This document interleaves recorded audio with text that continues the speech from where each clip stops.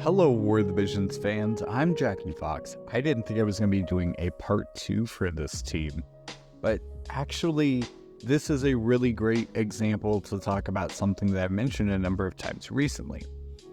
And that's how much map can affect everything about the way that a team works.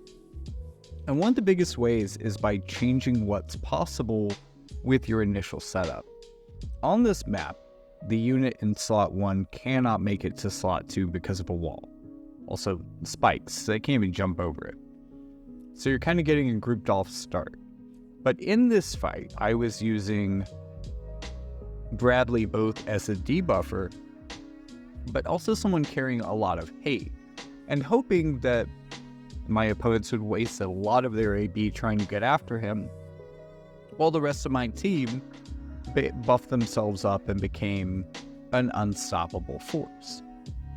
Now, in the context of this video, that exact build that I ended up liking the most by the end of the video was actually one that I only used for one fight, because I thought that Bradley did so poorly in that position initially that it wasn't until further testing after this whole run had gone that I realized that that formation actually did work pretty well.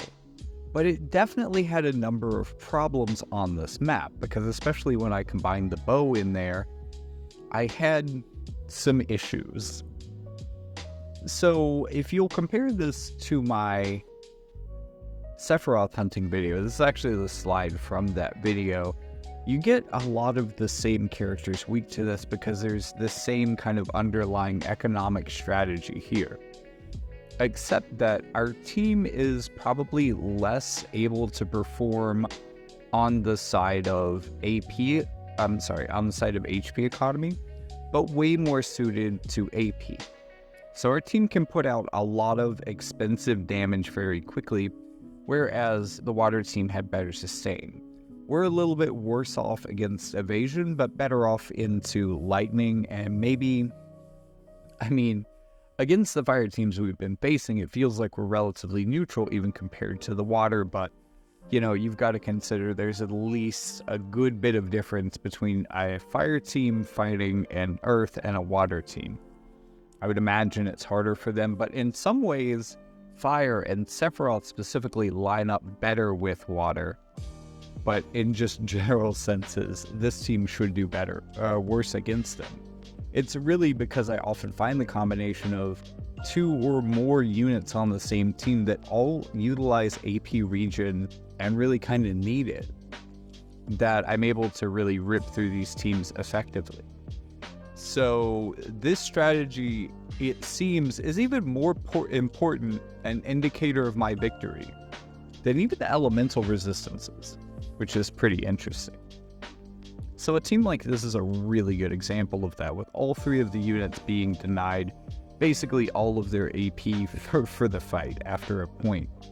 And we are durable enough, we take damage well enough in any number of ways, that we're going to survive for maybe not as many hits as the water team because we don't have nearly as much healing. However, hopefully we should have the AP to run through that, and hopefully push their teams past certain damage thresholds, where we're using our best skills time after time, we're getting them low, they're healing back part of the way, and then we're able to, especially with Mont's follow-up damage, take them from a point that they could have healed back with against a weaker team, and basically one-shot them with Mont's LB. And we'll see that a number of times here. And while in some ways I think we perform significantly worse than the water team at first, once those things line up and Mont is standing in the middle of things with all of the AP in the world, even though I tried my best throughout this video to only, to the best of my ability, fight teams that were already running Blade Street, I wanted to have that disadvantage as consistently as possible and see if I could AP through it. I am incredibly powerful in those scenarios, but would you imagine even stronger when you don't take those things away from me? this team becomes an absolute AP monster in those cases, and could easily end a fight with positive of 100 AP for basically all of its units. Especially Mont, even though he's dishing out a majority of the damage through this. This is also bringing him a pretty durable character, especially in the build that I have here, as he can heal himself back up and gets healed up consistently. He's really making the most of the Maximilian. But he's also maybe coming in about third. He's also the one that's getting haste last. He's giving it to himself typically. But also because Bradley has the hate, Bradley is going to be the one that they focus those initial attacks on. He's getting hit in AoE stuff, but they are still trying to hit Bradley. They are not focusing on him. So when you combine that with Blade Stream, what ends up happening here is that they waste their AP trying to deal with Bradley and maybe even Rinoa, while Mont is building up his own HP. And, you know, look at Rinoa here easily healing the team. Well, I mean, not easily healing Bradley, he's cursed. But as long as Mont can kind of make it to this point, like, he's going to rip through the other team while they're trying to figure out how to get him below his HP thresholds, while he's healing up easily enough and keeping himself to a point where the Maximilian is activated and he's not taking much damage. This also means with the Maximilian that he is a lot more resistant to being one-shot by other teams. There are, and I try to focus on opening up the builds for each of these teams that I'm facing if you want to build something like them, or if you have those characters and you're curious what they're running, maybe I need to be paying more attention throughout this video on who is running a Maximilian on their Mont. So notable differences between this and water. Obviously, we have a better matchup into lightning by a bit, even though I thought that the water team could deal with lightning relatively well for certain characters. This team is probably less accurate, or at least less durably accurate. There isn't as much HP regeneration on this team. It has a lot of the other effects that the other team has. It just kind of needs some AP regeneration.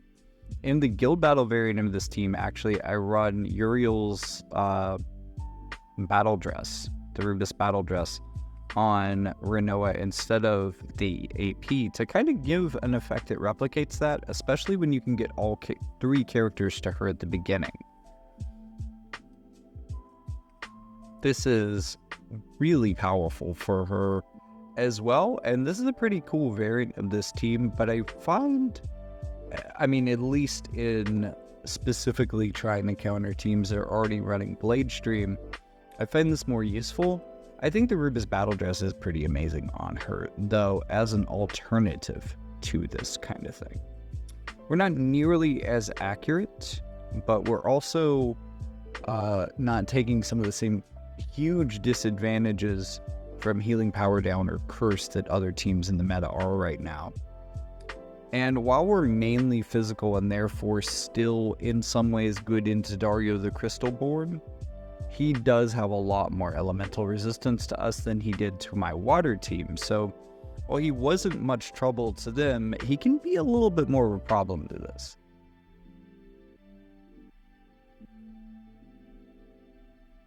Tifa, in theory, and also Frostbite can kind of mess with this team in a way that it has trouble dealing with. But I see this happening later in the fight than stuff like Blade Stream. Like I've said this before, one of the main reasons that I think that's such a cool piece of kit is that it influences basically the very beginning of the fight. And it's going to therefore have kind of a maximal chaotic impact on the rest of the fight, or anti-chaotic impact on the rest of the fight, in that it's really going to screw your opposing team up if they aren't specifically prepared for it. To that point, I want to make two equipment suggestions. One that I didn't spend as much time talking about. I've already talked about the Maximilian for this video. The other piece of kit that I think should be run 100% more often is over on the Auspicious's Dragon Hairpin, because this thing has AP consumption down. He generally doesn't need it because of his AP regen, but this is one of the best ways, other than having Velus's TMR or Gernsback's TMR. Gernsback's TMR is really amazing for this. But I'm just thinking, like, I know since I'm fighting so many of these Oberon auspicious teams that you have his TMR, and perhaps running it and getting your units to use it, like if Soul could use it in this exact setup. Holy crap, would that be great? But no, he's using that thing. I mean, that's a really good buff. I'm not going to argue with that. That is a good buff and will help into us. But that's a possibility that will reinforce fire teams in a very similar way. I mean, look, you could put that TMR on any team like this, but especially those fire teams, just running his TMR would be a lot better for you. Another big boost for water teams, so I note in looking at June the Spring Celestial economically that she doesn't really have any help with her AP economy, but she tends to be a character that does relatively well in my experience with her AP consumption. And for me, at least, one of the reasons for that is most certainly the Save the Queen, which is the legendary reliquary's greatsword, with its AP consumption down 20. That's a really big effect that is keeping her AP in line. It's also Blade Stream proof, so that's pretty cool. She can fight through Blade Stream a little bit better than certain other characters because of her preference for AP consumption within her build. Now, this is also another thing, like running the Maximilian on Mont, or I feel like there are certain teams that don't run this, and I feel like their Jooms perform way differently, or at least they run out of AP a lot sooner, and get more into the mode where they have to just swing at you.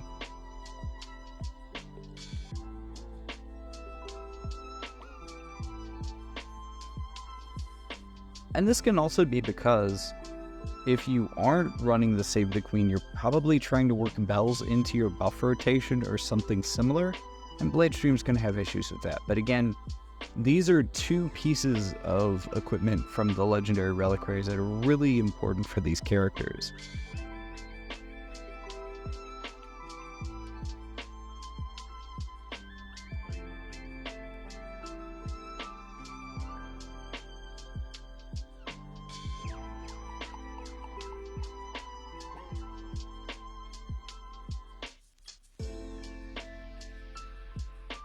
By the way, I think it's, there's people who are going to play the original Final Fantasy VII Cloud until the day this game ends.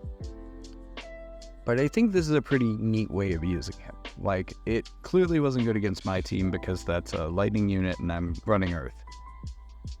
But hey, he is a greatsword unit. So if you have a decent greatsword team that you can plug him into, maybe he'll do pretty good things.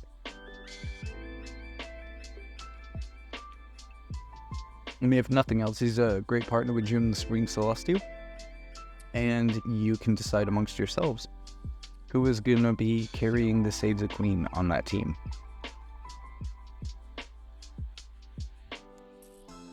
I did say we have a bad matchup in Dario the Crystalborn generally, but we've got a great matchup against the rest of this team. So let's see exactly how bad that Dario matchup is.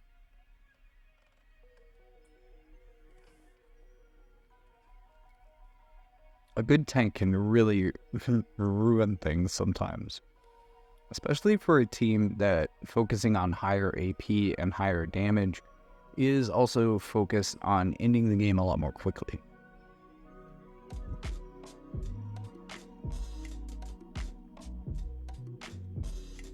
Dario even got himself to us before we finished our buff rotation, which I don't think has happened yet.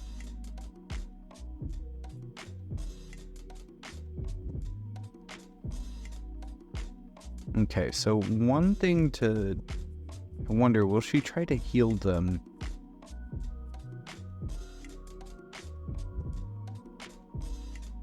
If she's cursed? No, she was trying to twin strike.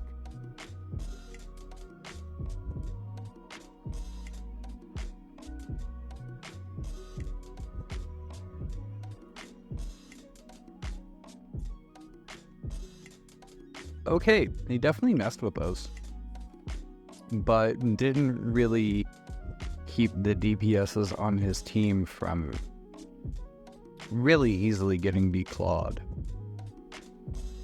And so, by the way, it may not be the best idea to have the fastest character on your team, the one holding the blade stream, but it happened to help for Bradley's evasion.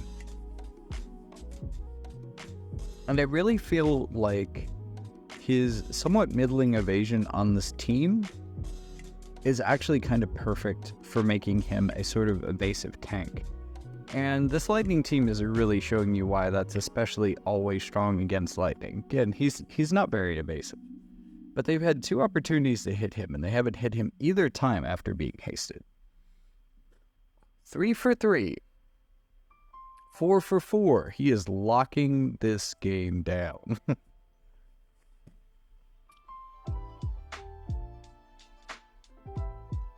But all 5 for 5, 6 for 6. Ooh, 6 for 7. Okay. Okay, fair enough. 14% chance to hit there in that fight.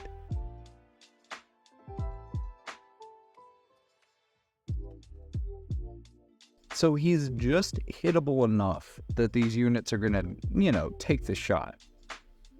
But just evasive enough that, especially against certain teams, that's just gonna be an AP black hole. Now, we haven't seen him dodge the most, and he does still have that counter effect that can do it for him. He basically just has his own reflex, so that's pretty cool. And that's probably the most important thing for reflex tanking, because that can dodge anybody, guaranteed hit, everything.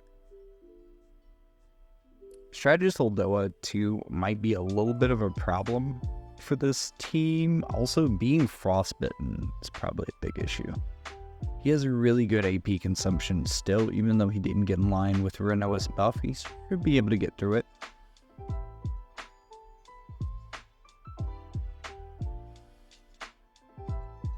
Okay, not doing a lot of damage here. A2 is like, speak for yourself. Come on, Mont, get those hits in. Dang. Oh, okay, so the frostbite did finally sink in and chill Bradley's poor heart. The healing here is helping for them, but I have the healing power down. Follow-up hit, plant damage. Ooh, counter hit. I'm just casually not quite finished yet, but I think I can. Okay, casually finishing the fight at 101 AP. Despite being around the top 200. So next fight is going to be Chillis. This team, nope. Kind of wish I had fought that team. That team would have been cool. Trusav. So this is a team that I see a lot quoted as like one of the strongest teams in the game. And one of the hardest to deal with. And personally, I just find that this type of strategy ends up working really well, because this is another one of those teams where 2 of the characters are just getting really, really shat on by that. Like, it is really bad for 2/3 of the damage of this team that just happened.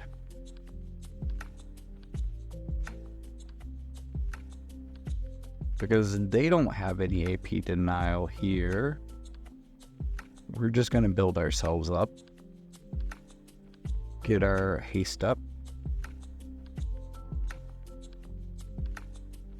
Oh, she got AP cost down on everybody. Alright, Sephiroth missed here. This might have been... So one of the things that I saw that was giving me some of the most trouble was an evasive Sephiroth. It was Black Garb Sephiroth. Specifically, Black Garb Sephiroth. Well, no, there was a Winter Coat Sephiroth too. But, you'd think we're doing really poorly here until Mont just starts assassinating people, like the whole swaths of the field.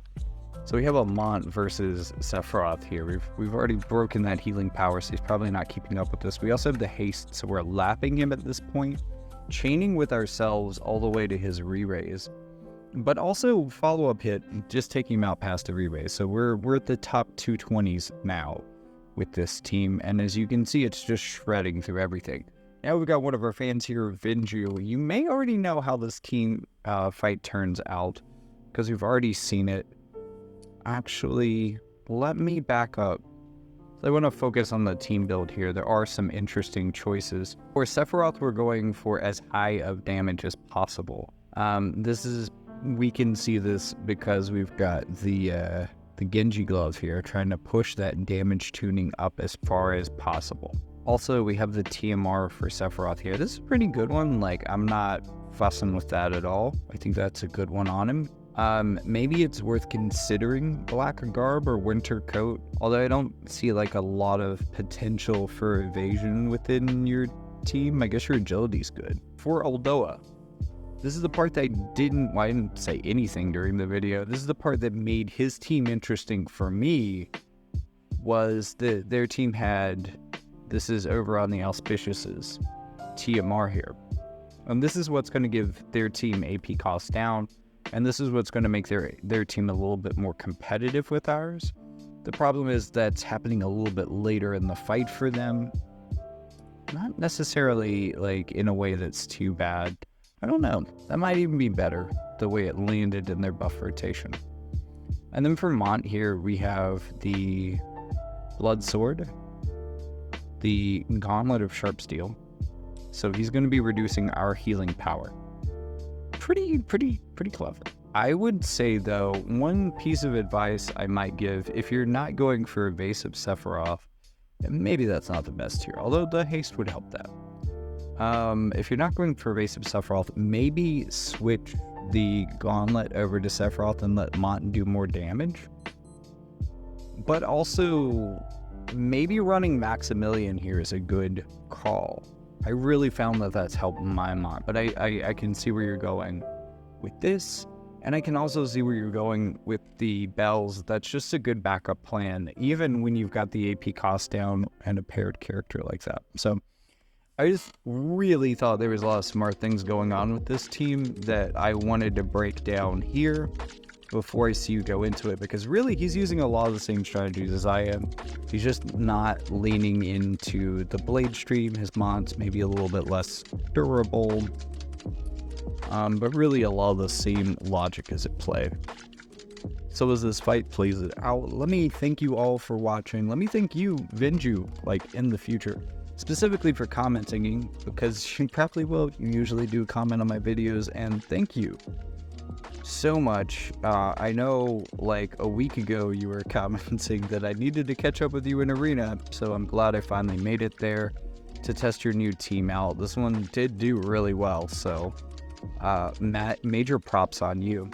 Also, if you want me to recognize your name and therefore be a little bit better at finding and testing out your teams in Arena, if you want to know, or if you just want to help my place in the algorithm, help YouTube support me and support my channel, you could leave a comment, and assuming that I guess your tag on YouTube is the same as your tag in game, that should make it easy for me to find you. Or you can just tell me what your tag is and, hey, look for me in Arena, and I'll test out your compositions.